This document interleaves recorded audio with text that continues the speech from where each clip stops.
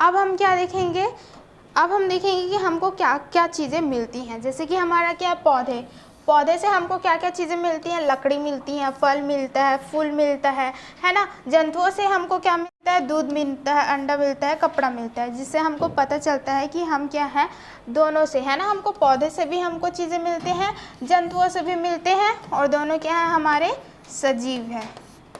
ठीक है, तो इससे हमको क्या पता चल रहा है, हम क्या हैं, इन पे भी क्या करते हैं, निर्भर करते हैं। ठीक है, आगे देखते हैं। तो भोजन के अलावा अन्य चीज़ों के लिए भी जंतु पौधों पर निर्भर होते हैं। जैसे पक्षी अपना घोंसला पेड़ों पर बनाता है।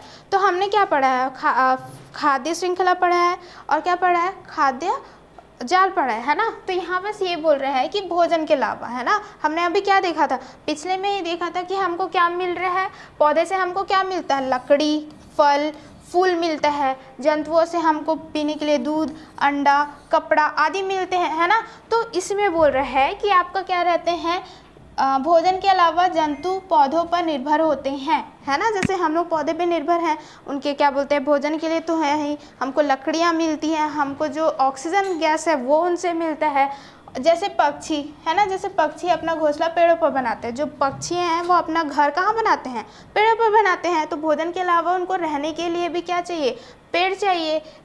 कई की पतंगे भी पेड़ों पर रहते हैं ना, कई पतंगे क्या रहते हैं, बहुत सारे पतंगे, छोटे कीड़े मकोड़े भी क्या रहते हैं, आपके पेड़ों पर रहते हैं।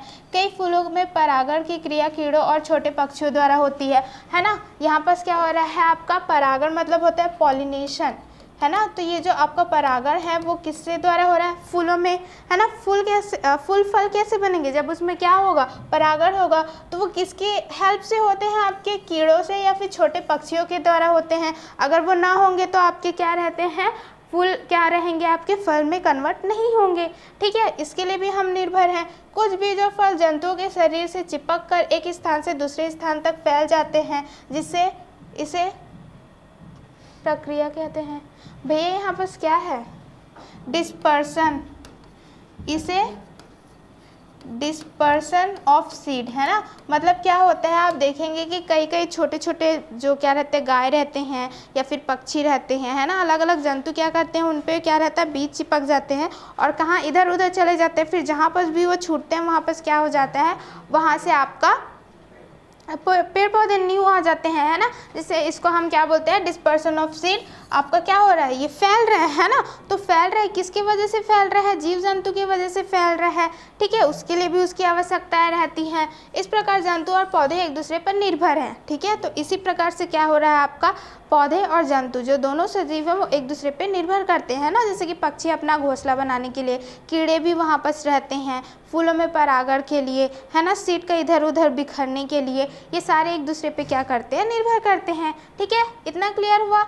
अब हम क्या पढ़ेंगे, घटकों का ढीला होना, पर्यावरण प्रदूषण। ठीक है, तो इससे हमने क्या देखा था कि हमने जब गेम खेल रहे थे तो हमने क्या देखा था, जैसे ही क्या करता है कोई भी खिलाड़ी एक भी क्या करता है, रस्सी को ढीला करता है, ढीला हो जाता है ना। पहले जो तनी हुई थी वो कैसे हो जा रहा था, ढीला हो जा रहा था, जिससे हमको पता चलता है कि पर्यावरण में क्या हो रहा है, आपका असंतुलन बन रहा है। जिसका मतलब क्या है, वहाँ पर गंदगी, प्रदूषण हो रहा है।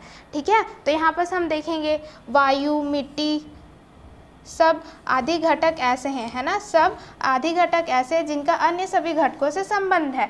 तो वायु हो गया, मिट्टी हो गया, जल हो गया, है ना, ये सारे एक दूसरे पे क्या करते हैं, निर्भर होते हैं। तो यहाँ पर हम देखते हैं अगर उसमें कभी भी क्या होता है, असंतुलन बनता है तो क्या होता है, प्रदूषण होता है। तो प्रदूषण कितने होते हैं, देखिए वाटर पॉल्यूशन मतलब क्या होता है, जल प्रदूषण। नॉइज़ पॉल्यूशन यानी क्या होता है, ध्वनि प्रदूषण, है ना। आपका सॉइल यानी क्या होता है, मिट्टी प्रदूषण होता है ना। एयर यानी क्या होता है, वायु प्रदूषण। रेडियो एक्टिव, है ना। तो बहुत सारे क्या होते हैं, आपके केमिकल्स होते हैं, जैसे यूरेनियम हो गया, है ना, एटम्स है, जब वो निकलते हैं तो उसमें बहुत सारे क्या रहते हैं, रेडियो एक्टिव भी निकलते हैं, जो हमारे क्या रहते हैं, स्वास्थ्य और हमारे इन्वायरमेंट, पर्यावरण के लिए बहुत हानिकारक रहते हैं। लेकिन इसमें हम सिर्फ क्या पढ़ेंगे, 4 प्रदूषण के बारे में पढ़ेंगे। क्या क्या पढ़ेंगे हम, एयर पॉल्यूशन, ठीक है, क्या पढ़ेंगे, एयर, जब वायु में कैसे प्रदूषित होता है उसके बारे में। जल प्रदूषण पढ़ेंगे, है ना, कि जल कैसे क्या होता है, गंदा हो जाता है। सॉइल कैसे गंदा हो जाता है। आपका क्या बोलते हैं, नॉइस, ध्वनि, है ना, मतलब कि जब हम देखते हैं ना कि बहुत ज़्यादा बाजा बज रहा है तो हमारे सर दुखने लगता है, तो क्या हो रहा है, बहुत ज़्यादा क्या हो रहा है, आवाज़ आने की वजह से भी क्या होता है, हमको नुकसान होता है, तो उसको हम क्या बोलते हैं, नॉइस पोल्यूशन पढ़ते हैं। हम एक एक करके सभी को क्या करेंगे, पढ़ेंगे, ठीक है। तो सबसे पहले हम पढ़ेंगे क्या, आपका वायु प्रदूषण, है ना। सबसे पहले क्या रहेगा, वायु प्रदूषण। तो वायु प्रदूषण आखिर होता क्या है, देखिए हमको पता है वायु क्या है, बहुत सारे गैसों से मिलके बना हुआ है, धूल के कण रहते हैं उसमें, जल वाष्प रहता है ना, आदि इस तरह से वो क्या रहते हैं, मिक्स रहते हैं। लेकिन वही क्या रहेगा, वायु में क्या रहेगा, कार्बन डाइऑक्साइड भी है ना, क्या है आपका, कार्बन डाइऑक्साइड है। लेकिन वही अगर क्या हो जाएगा, ज़्यादा मात्रा में हो जाएगा तो, है ना, तो क्या होता है, कभी भी किसी भी मात्रा का अगर ज़्यादा हो, धूल के कण ज़्यादा हो गए, है ना, या तो फिर आपका कार्बन डाइऑक्साइड ज़्यादा हो गया, या तो फिर आपका क्या है, कार्बन मोनोऑक्साइड, ये सारे क्या है, गैस ज़्यादा हो जाते हैं वायु में, तो वो कैसा रूप ले लेते हैं, उसको प्रदूषित कर देते हैं। क्योंकि हम क्या करते हैं, वायु से हम सांस लेते हैं तो वो भी हमारे अंदर आ जाएगा, जो हमारे लिए हानिकारक होता है ना। सिर्फ जितने भी क्या है आपके सजीव हैं उनके लिए वो कैसा है, हानिकारक है।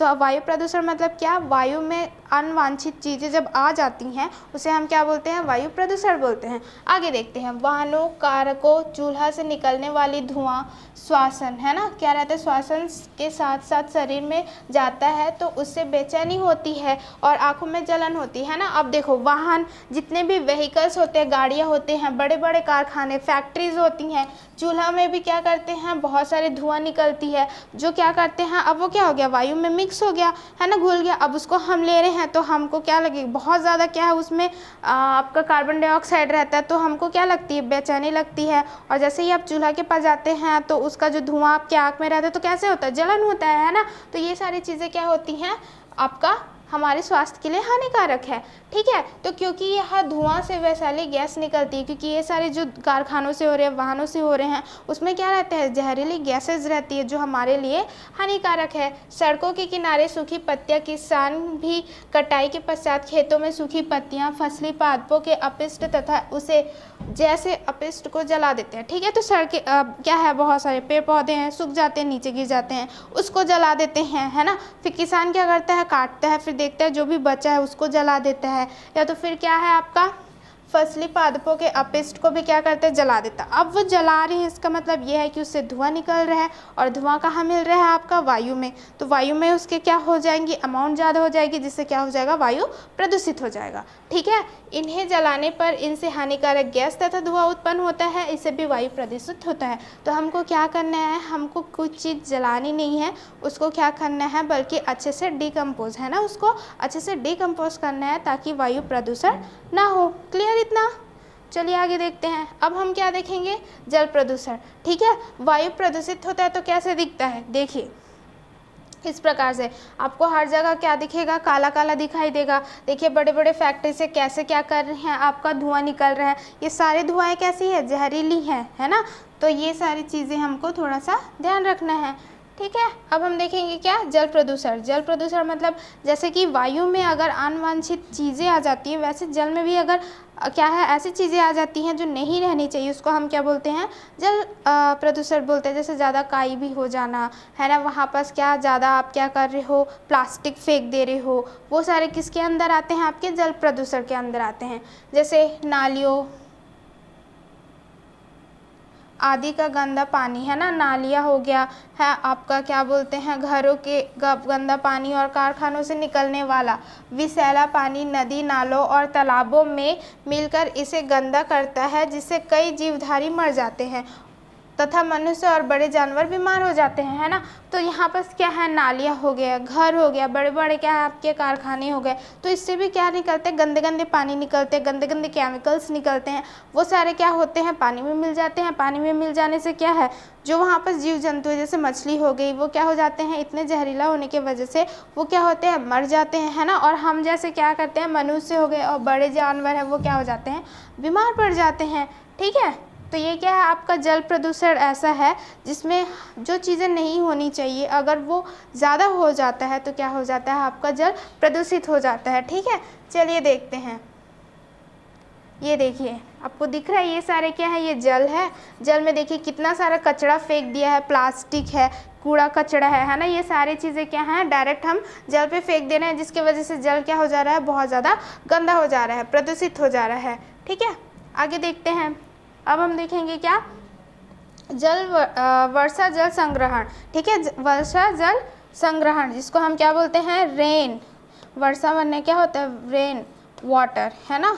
जल संग्रहण मतलब क्या होता है, हार्वेस्टिंग, मतलब कि क्या कर रहे हैं, जब बारिश होती है तो उस बारिश के पानी को हम कैसे बचा के रख सकते हैं ताकि हम बाद में उसका उपयोग कर सकें, उसी को हम क्या बोलते हैं, वर्षा जल संरक्षण। ठीक है, बारिश के पानी को इकट्ठा करना, उसका भंडारण कर बाद में उसका उपयोग करना जल की उपलब्धता को बढ़ाने का एक तरीका होता है। तो हम क्यों करते हैं कि अगर हम बाद में क्या होता है, पानी नहीं गिर रहा है तो जो हमने वाटर है ना, जो पानी को बचा के रखा है उसका बाद में हम उपयोग कर सकते हैं। बाद में उपयोग कर रहे हैं ना, और किसके पानी को बचा रहे हैं हम, बारिश के, इसलिए उसको क्या बोलते हैं, रेन वाटर हार्वेस्टिंग। इस प्रकार वर्षा के जल को एकत्र करना वर्षा जल संग्रह कहलाता है। इसका मूल आधार है जल जहाँ गिरे वहीं एकत्र कीजिए। ठीक है, तो यहाँ पर क्या है, इसके भी तरीके होते हैं, क्या होते हैं, इसके भी तरीके होते हैं। जैसे ये देखिए, है ना, आपका क्या है, ये घर है, घर में छत है। ठीक है, छत में से मान के चलिए बारिश हुई, सारी क्या होगी, बारिश एक जगह पे इकट्ठी हो गई। वो क्या है, आपका जो छत है वो एक पाइप से घिरा हुआ है जो कहाँ पर जा रहा है, अंडरग्राउंड। यहाँ पर से एक वाटर टैंक है, जब वो फिल होगा तो ये क्या हो जाएगा, और अंदर चले जाएगा। ठीक है, तो आप ये क्या कर रहे हैं, बारिश का पानी क्या हो यहाँ पर भरा, ये धीरे धीरे पाइप के क्या हो जाएगा, अंदर जाएगा और अंदर क्या हो जाएगा, जाते जाएगा। तो यहाँ पर आप क्या कर रहे हैं, बारिश के पानी को क्या कर रहे हैं, संरक्षण कर रहे हैं। ठीक है, तो यहाँ पर हम देख सकते हैं ये एक आपका क्या है, क्या बोलना चाहिए आपका, ये एक क्या है, सेटअप है ना, क्या है आपका एक सेटअप है जिससे आप क्या कर रहे हैं, वर्षा के बारिश को क्या कर रहे हैं, बचा के रख रहे हैं। ठीक है, ये हो सकता है, या तो फिर ऐसे बहुत सारे होते हैं कि आप क्या करेंगे, डायरेक्ट जो सड़क पे पानी गिर रहा है वो भी आपका क्या हो जाए, अंडरग्राउंड वाटर पे चले जाए। तो ये दो तरीके होते हैं आप जिससे क्या कर सकते हैं, वर्षा को क्या कर सकते हैं, आपका संरक्षण कर सकते हैं वर्षा के जल को। ठीक है, तो इसलिए बोला गया है कि वर्षा के जल को एकत्र करना, है ना, मतलब कि एक जगह पे रखना वर्षा जल संरक्षण कहलाता है। इसका मूल आधार क्या है, जल जहाँ गिरे, है ना, चाहे वो छत पे गिर रहा है, सड़क पे गिर रहा है, उसको हम वहीं पर क्या करेंगे, एकत्र मतलब कि जमा करेंगे, उसी को हम क्या बोलते हैं, आपका वर्षा जल संरक्षण। ठीक है, इतना हो गया क्लियर। हमने क्या क्या पढ़ लिया, वायु प्रदूषण पढ़ लिया, जल प्रदूषण पढ़ लिया, हम वर्षा जब होता है उसके पानी को कैसे संरक्षण कर सकते हैं वो पढ़ लिया। आगे देखते हैं। ठीक है, तो अब हम क्या देखेंगे, भूमि प्रदूषण। क्या देखेंगे, भूमि मीन्स क्या होता है, आपको मोस्टली आपका होता है सॉइल। तो हम देखेंगे सॉइल पॉल्यूशन या फिर भूमि प्रदूषण किसको बोलते हैं। ठीक है, तो आप जान रहे हैं कि क्या हो रहा है, जैसे जैसे जनसंख्या बढ़ती जा रही है तो जनसंख्या बढ़ेगी तो है ना, भोजन का जो आवश्यकता है वो ज़्यादा होगी। तो किसान क्या करते हैं, भोजन के उत्पादक पौधे के उत्पादक को या फिर क्रॉप के उत्पादक को बढ़ाने के लिए क्या करते हैं, अलग अलग रसायन यूज़ करते हैं, है ना, केमिकल्स यूज़ करते हैं ताकि वो क्या हो जाए, ज़्यादा से ज़्यादा आपके क्रॉप्स उगे। तो उसके वजह से क्या हो रहा है, ज़्यादा रसायन यूज़ करने की वजह से जो आपकी भूमि है वो क्या हो रही है, धीरे धीरे उपजाऊ की जो उसकी शक्ति होती है वो क्या हो रही है, कम होते जा रही है। और क्या हो रहा है, आपका जो मिट्टी है वो प्रदूषित होती जा रही है। ठीक है, और अच्छे से जानते हैं, जनसंख्या वृद्धि के कारण पैदावार को बढ़ाने के लिए रासायनिक खाद्य कीटनाशक, है ना, कीटनाशक मतलब क्या होता है, अब क्रॉप्स हैं, पौधे हैं, तो उसमें क्या लगेंगे, कीट लगेंगे, तो उसको हटाने के लिए क्या यूज़ करते हैं, हम कीटनाशक करते हैं, जो भी क्या है आपका रसायन है ना, आपका केमिकल्स है, आदि उपयोग में है।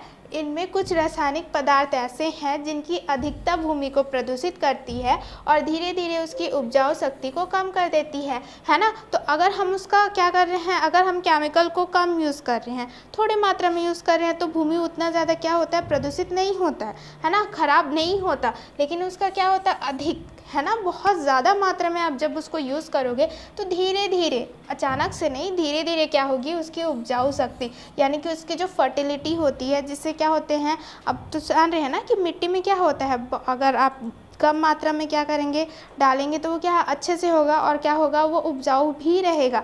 लेकिन वो ज़्यादा मात्रा में यूज़ करने की वजह से उसकी उपजाऊ शक्ति क्या हो रही है, धीरे धीरे कम होती जा रही है। ठीक है, अर्थात हमें अधिक प्राकृतिक खाद्य जैसे गोबर की खाद आदि का उपयोग करने की सलाह दी जाती है ना। तो ये क्या है, आपका रसायनक है, जो आपका क्या है, केमिकल्स हो गए, यूरिया हो गया, अमोनिया हो गया, कीटनाशक हो गया, वो सारे क्या है, आपके केमिकल्स है जो इंसान बनाते हैं, है ना, जो क्या बोलते हैं, हमको प्राकृतिक मिलते हैं। जैसे गोबर हो गया, तो गोबर हो गया या फिर पत्ती को आप डालेंगे तो वो क्या होता है, आपका प्राकृतिक क्या रहता है, खाद रहता है। अगर उसका यूज़ करेंगे तो जो फर्टिलिटी रहती है ना, जो उपजाऊपन है, वो क्या रहता है, उसका बरकरार रहता है। इसलिए अभी बोला जा रहा है कि आप प्राकृतिक खाद का उपयोग करें। ठीक है, इतना क्लियर है।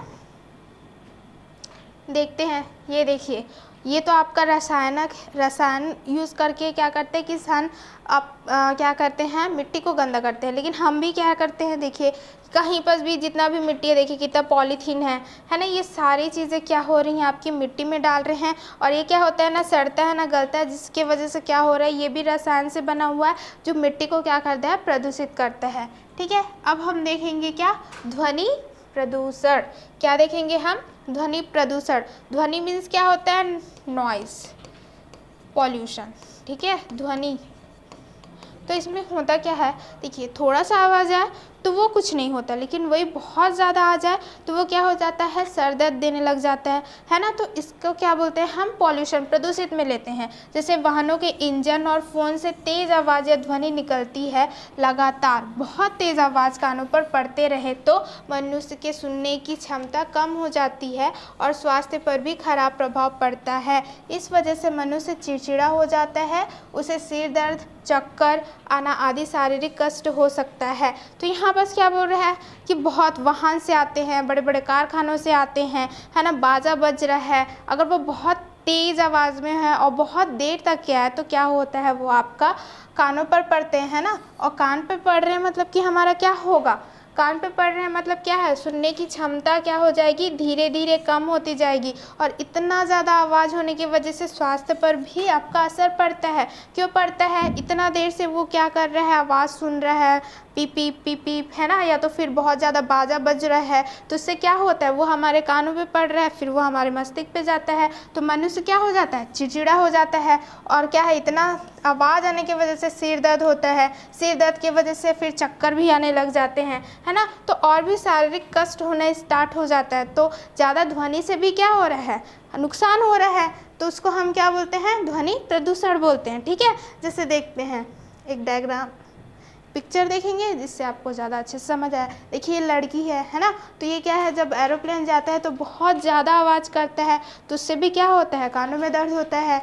ये जो गाड़ी है, ये जो आपका घर बनते टाइम यूज़ होता है, तो इससे बहुत और लगातार तेज़ आवाज़ आती है, जिसकी वजह से कानों में दर्द होता है। और कानों में दर्द होने की वजह से क्या होता है, आपका नॉइज़ पॉल्यूशन ये कहलाता है। ठीक है, चलिए हमने नॉइज़ पॉल्यूशन देख लिया, आगे देखते हैं। ठीक है, अब हम देखेंगे क्या, वन संरक्षण, वृक्षारोपण एवं वन जीवों की सुरक्षा। ठीक है, हम क्या देखेंगे, वन संरक्षण मतलब कि हमको क्या करना है, जो हमारे जंगल है उसको क्या करना है, बचाना है। ठीक है, वृक्षारोपण मीन्स क्या होता है, आपका पौधे लगाना, है ना। और वन्य जीवों की सुरक्षा मीन्स क्या रहते हैं, आपके जो भी जंगल में जीव जंतु रहते हैं उसको क्या करना है, हमको सुरक्षा करना है। ठीक है, मनुष्य अपनी आवश्यकताओं की पूर्ति के लिए वह प्राकृतिक पर्यावरण को नष्ट कर रहा है तथा प्रत्यक्ष व अप्रत्यक्ष रूप से वनों और वन्य जीवों को भी हानि पहुंचा रहा है। ठीक है, तो इसमें हम लोग क्या करना है, हम लोग को क्यों करना है वन संरक्षण, क्योंकि क्या कर रहा है मनुष्य अपने स्वार्थ के लिए, है ना, अपने आवश्यकताओं को पूर्ति करने के लिए क्या कर रहा है, जंगलों को काट रहा है। तो जंगलों को काटने की वजह से क्या हो रहा है, जो भी जानवर है ना, जो भी क्या बोलते हैं, पक्षी हो गए या फिर आपके अन्य जानवर जो क्या रह रहे हैं, आपके जंगल में रह रहे हैं, वो क्या हो रहे हैं, आपके बाहर चले जा रहे हैं। उनको भी वो क्या कर रहे हैं, जानते हुए ना जानते हुए भी वो उसको क्या कर रहा है, हानि पहुंचा रहा है। ठीक है, इसलिए क्या लिखा हुआ है, प्रत्यक्ष, है ना, प्रत्यक्ष व अप्रत्यक्ष रूप से उनको कैसे करके हानि पहुंचा रहा है। खाद्य श्रृंखलाओं से कोई भी जीव हट जाए तो श्रृंखला टूट जाती है। हमने ऑलरेडी पढ़ चुका है कि क्या है, हमारा खाद्य चेन बनता है ना, खाद्य श्रृंखला बनता है, अगर उसमें से एक भी कड़ी क्या हो जाती है, कम हो जाती है या टूट जाती है, तो क्या हो जाता है, पर्यावरण में असंतुलन क्या हो जाता है, फैल जाती है।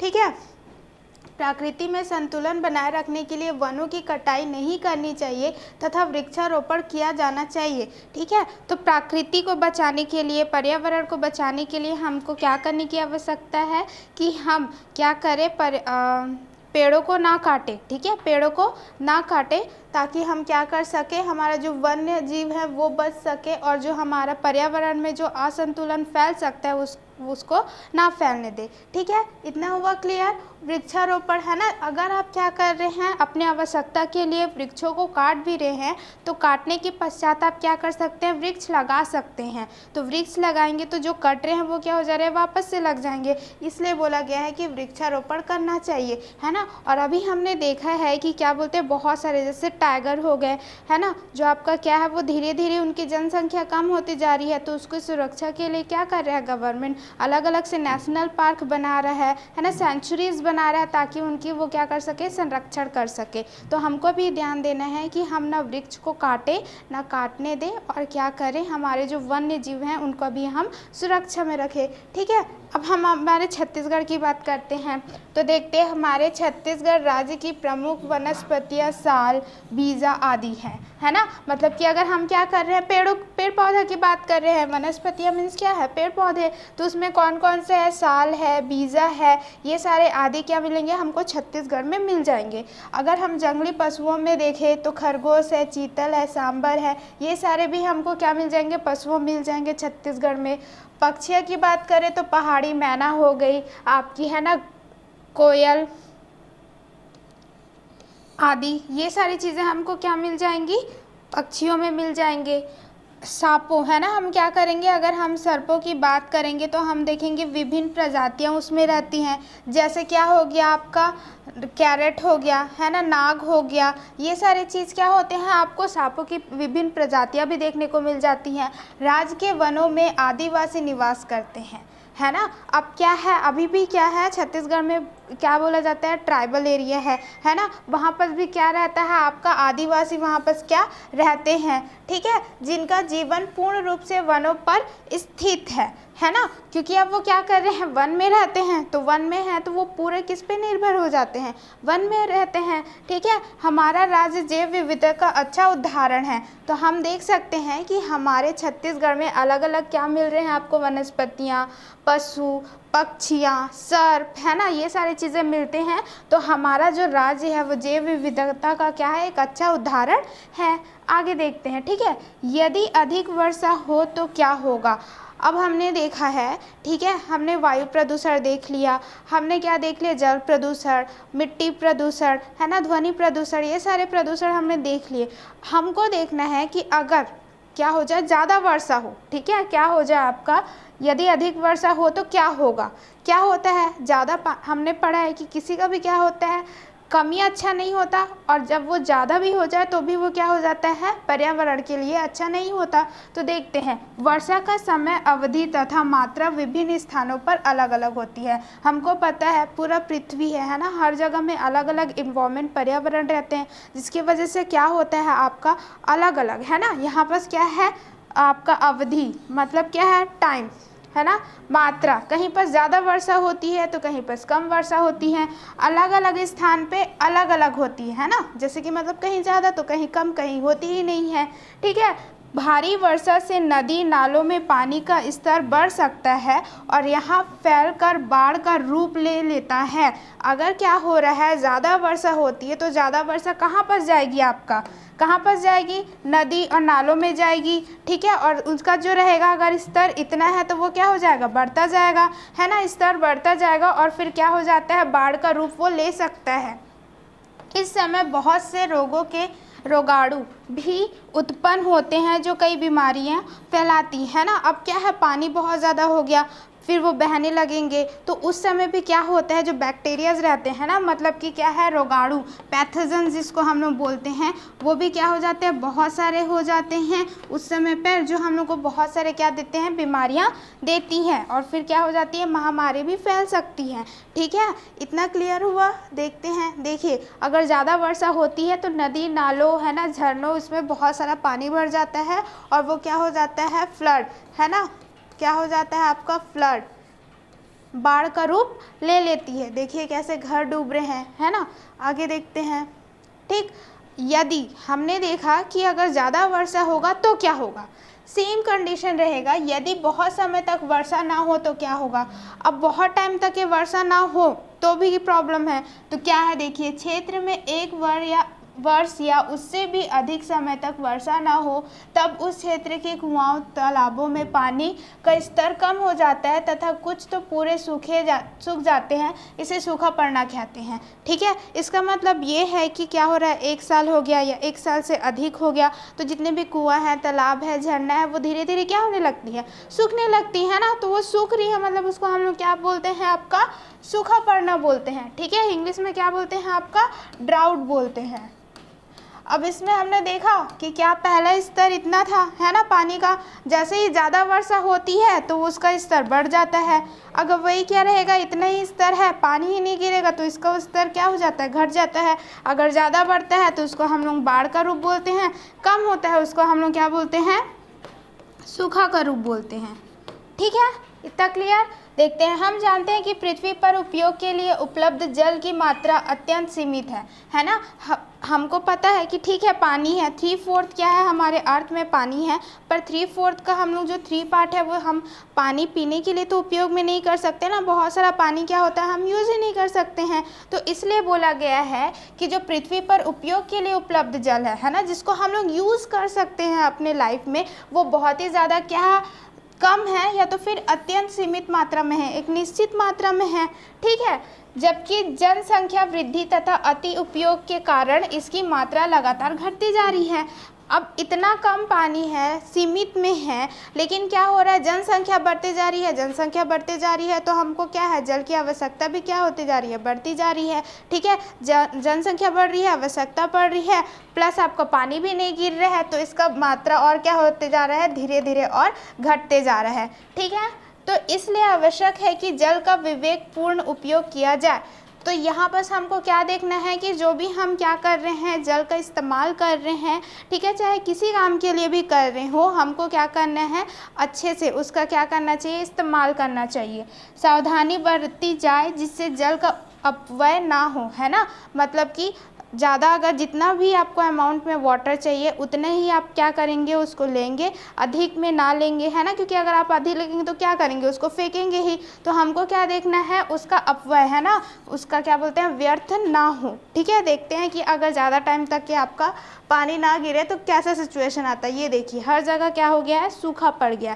ठीक है, इसको क्या बोलते हैं, सूखा पड़ जाना। और ये कब होता है, जब आपका बहुत टाइम तक के 1 वर्ष हो गया, 1 वर्ष से ज़्यादा हो गया, तब ये कंडीशन आपका आता है। ठीक है, तो ये हो गया चैप्टर कंप्लीट। ठीक, हमारा पर्यावरण। अब हम देखते हैं कि उस चैप्टर में हमने क्या क्या सीखा। तो सबसे पहले पॉइंट पे चलते हैं। सबसे पहला पॉइंट क्या है आपका, सजीव एवं निर्जीव घटक मिलकर पर्यावरण बनाते हैं, है ना। तो हमारा जो पर्यावरण है, पर्यावरण मतलब होता क्या है, हमारे चारों तरफ, है ना, जो भी है, चाहे सजीव हो चाहे निर्जीव है, और दोनों मिल के ही, है ना, क्या करते हैं, हमारा पर्यावरण बनाते हैं। ठीक है, सजीव का एग्जाम्पल हम हैं या जीव जंतु हैं। निर्जीव का एग्जाम्पल आपका क्या हो सकता है, जल हो सकता है, वायु हो सकता है, और भी हो सकते हैं। ठीक है, सेकंड पॉइंट देखते हैं। आई होप ये क्लियर हो गया हो।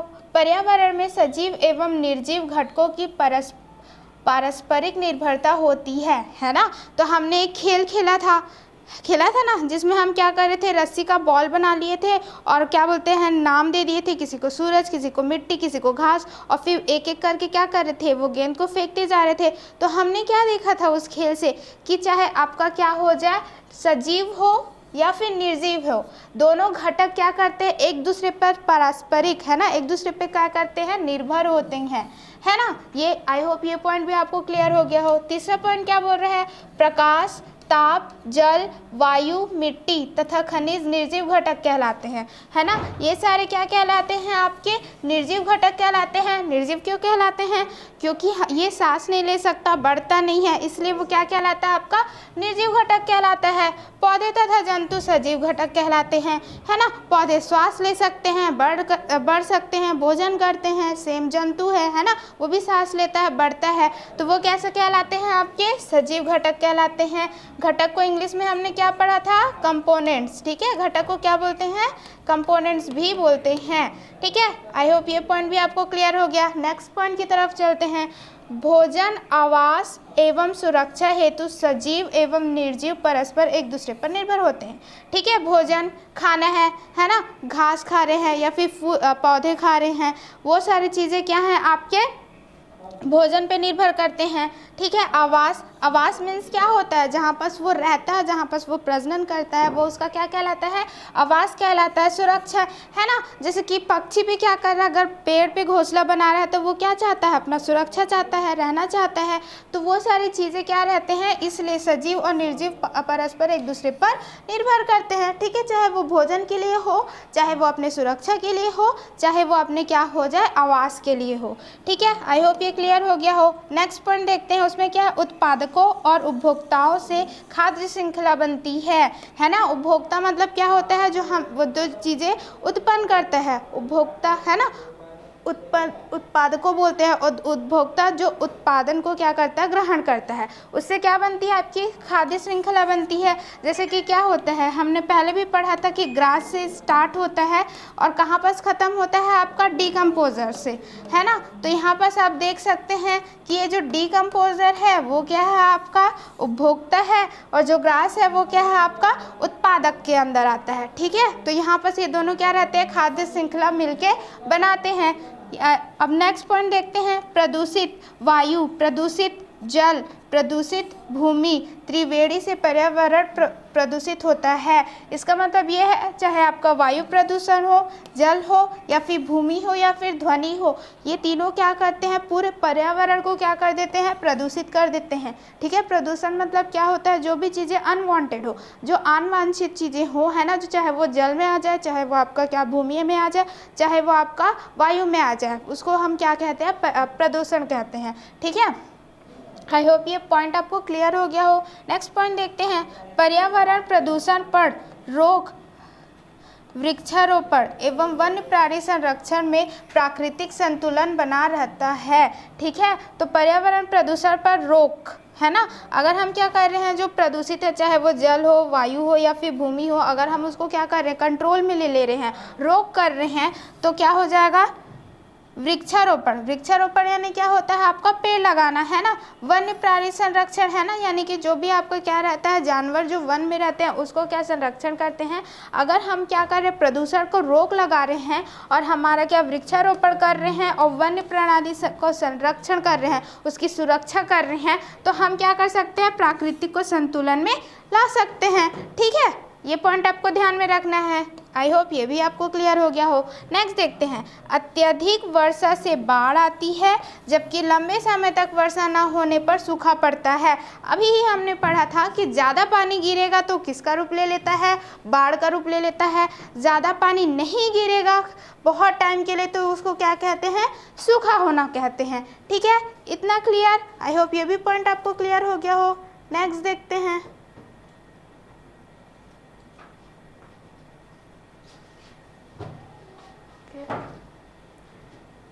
यहाँ से आई होप ये भी पॉइंट आपको क्लियर हो गया हो, ठीक है। तो यहाँ पर हमारा चैप्टर होता है समाप्त। आई होप कि आपको इस चैप्टर से कोई भी डाउट ना हो, ठीक है। तो अब हम मिलेंगे आपको नेक्स्ट वीडियो में नेक्स्ट चैप्टर के साथ।